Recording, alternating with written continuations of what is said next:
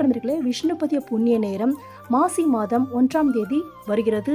அன்று மிக சிறப்பான நாள். வெள்ளிக்கிழமையும் வருகிறது, ஏகாதசியும் வருகிறது. 13ஆம் தேதி காலை விடியற்காலை 1:30 மணி முதல் 10:30 மணி வரை விஷ்ணுபதி புண்ணிய காலம் என்று சொல்வார்கள். விஷ்ணுபதி புண்ணிய காலம் வருடத்திற்கு 4 முறை வருகிறது. வைகாசி 1, ஆவணி 1, கார்த்திகை 1, மாசி 1 இது மாதிரி வருகிறது.